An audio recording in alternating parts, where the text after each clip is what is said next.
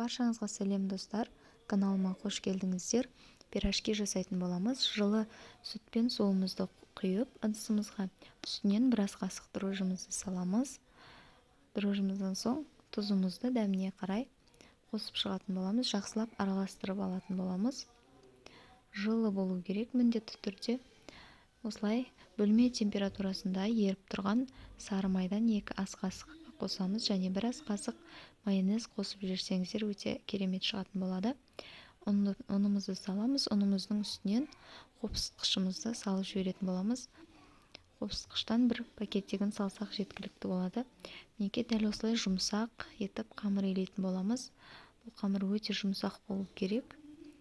Жұмсақ болған сайын біздің пирожкимізді жұмсақ әдемі болып шығатын болады. Қамырымызды жылы жерге қойып қоямыз. 1,5-2 сағатта қамырымыз көтеріліп ашитын болады. Оған дейін біз салмасына начинкасын жасайтын боламыз. Картоптарымызды газға қойып қайнатып алатын боламыз. Және 2 түрлі начинка жасаймын.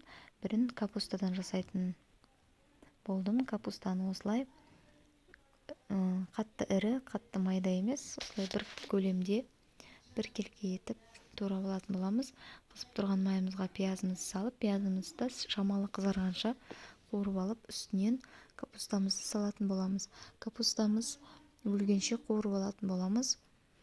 Және де піскен картоптарымызды осылай езіп, бір келке етіп езіп алатын боламыз. Пюремізге үстінен тұз, бұрыш дәміне қарай қосамыз. Және де пиязды мен қуырып жатырмын. Қуырылған пиязды да қосып жібереміз. Пиязбен дәмі өте ерекше әдемі болып шығады. Мінекей, осы пирожкиміздің картоптан жасалған начинкасын осылай жақсылап араластырып, дайындап қойып қоятын боламыз. Және капустадан жасалған начинкамыздың да үстінен тұзымызды, бұрышымызды салып, жақсылап араластырып, дайындап қойып қоятын боламыз. Мінекей, осы уақыттарда қамырымыз біздің көтеріліп қалды. Міне, көтерілген қамырымызды бөліктерге бөліп жасап қоятын боламыз. Бұл қамыр өте жұмсақ, әдемі болып шықты. Қолға қатты жабыспайтын болады қолға.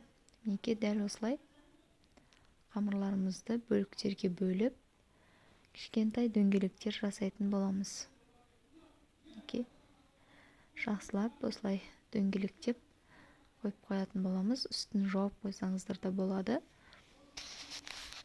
Менде жылы жерде тұрғандықтан үстін жаппадым.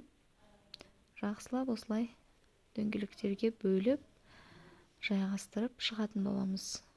Мінекей, енді түйуді бастаймыз. Пирожкиларымызды осылай оқтаудың көмегінсіз қолымызбен шеттерін осылай жұқалатып жайып алатын боламыз.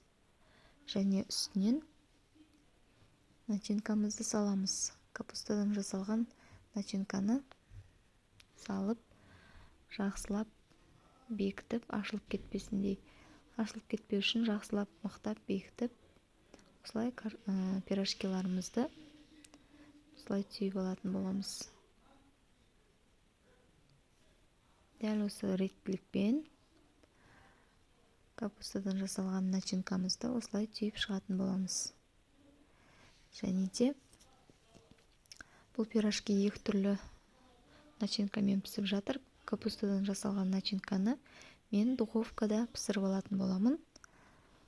Мінекей, дәл осылай реттілікпен түйіп шығатын боламыз. Капустадан және картоптан екеуін де біріктіріп қосып жасасаңыздар да болады. Мінекей, мен араластырып осылай да жасап түйіп жатырмын. Картопты да, капустаны да қосып, осылай жақсылап бекітіп түйіп алатын боламыз. Мінекей, майланған листімізге салып, оның үстінен жұмыртқасын жағып шығатын боламыз. Қызып тұрған пеште 180 градуста 35 минутта пісіп қалады. Мінекей, дәл осылай үстінің барлығына жұмыртқа жағып пісіріп алатын боламыз. Мінекей, мен картоптан жасалған пирожкимді майға қуырып алдым. міне үлпілдек өте жұмсақ болып шықты. Достар, каналыма тіркеліп, лайк басып, комментарий қалдырып қолдап өтсеңіздер өте қуаныштымын. Жасап көріңіздер. Сау болыңыздар.